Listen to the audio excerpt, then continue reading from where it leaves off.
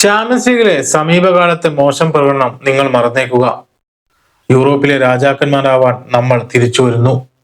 നൗകാമ്പിൽ ഇന്ന് ഗോൾ മഴ പെയ്ച്ചുകൊണ്ട് Barca team തങ്ങളുടെ ആരാധകരോട് പറയുന്നത് ഇങ്ങനെയാണ്: പ്രീമിയർ ലീഗിലെ കരുത്തരായ ന്യൂകാസൽ യുണൈറ്റഡിനെ വെറും കാഴ്ചക്കാരാക്കി മാറ്റി ബാഴ്സലോണ തങ്ങളുടെ ക്വാർട്ടർ ഫൈനൽ ടിക്കറ്റ് ഉറപ്പിച്ചിരിക്കുന്നു. 7 ഗോളുകൾ, അതെ, 2-നെതിരെ 7 ഗോളുകൾ അടിച്ചു കയറ്റിയാണ് ഹാൻസി ഫ്ലിക്കിന്റെ പടയാളികൾ ന്യൂകാസലിനെ വിമാനം കയറ്റിവിട്ടത്. മത്സരത്തിന്റെ തുടക്കം മുതൽ ബാഴ്സലോണ ആക്രമിച്ചാണ് കളിച്ചു തുടങ്ങിയത്. 6-ാം മിനിറ്റിൽ തന്നെ റാഫീഞ്ഞയിലൂടെ അവർ ലീഡെടുത്തു.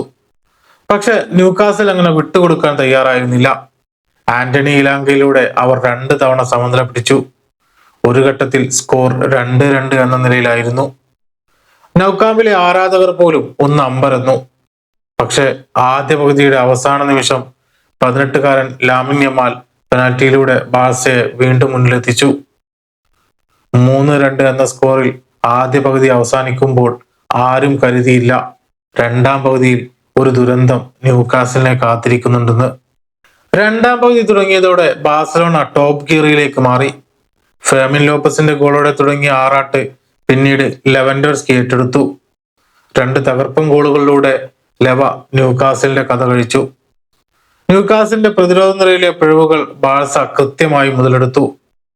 റാഫീഞ്ഞ വീണ്ടും ബലക്കിളക്കിയതോടെ സ്കോർ 7-2.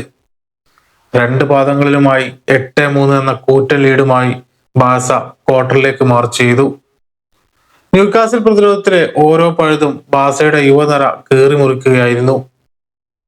ഇന്ന് നൗകാമ്പ് സാക്ഷ്യം വഹിച്ചത് റാഫീഞ്ഞ എന്ന ക്യാപ്റ്റന്റെ കരിയറിലെ തന്നെ മികച്ച പ്രകടനങ്ങളിലൊന്നാണ്.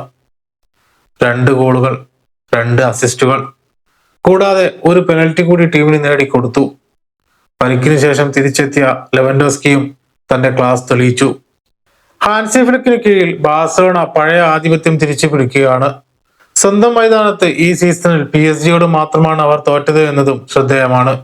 ന്യൂകാസലിന് തല ഉയർത്തി തന്നെ മടങ്ങാം. കാരണം ക്ലബ് ചരിത്രത്തിൽ 2-ാം തവണ മാത്രമാണ് അവർ ഇത്രയും ദൂരം പിന്നിടുന്നത്. പക്ഷെ ബാഴ്സയെ പോലെ ഒരു ടീമിനെ തടയാൻ അവർക്ക് ഇനിയും ഒരുപാട് മെച്ചപ്പെടാനുണ്ട്. പ്രീമിയർ ലീഗിലെ വമ്പൻ ടീമുകളുടെ ശവപ്പറമ്പായി മാറിയ ഈ സീസണിലെ ചാമ്പ്യൻസ് ലീഗിൽ ഇത്തവണ ബാഴ്സ നൗകാമ്പിലേക്ക് എത്തിക്കുമോ? എന്താണ് നിങ്ങളുടെ അഭിപ്രായം? കമന്റ് ചെയ്യൂ. മറ്റൊരു വീഡിയോയുമായി വീണ്ടും കാണാം.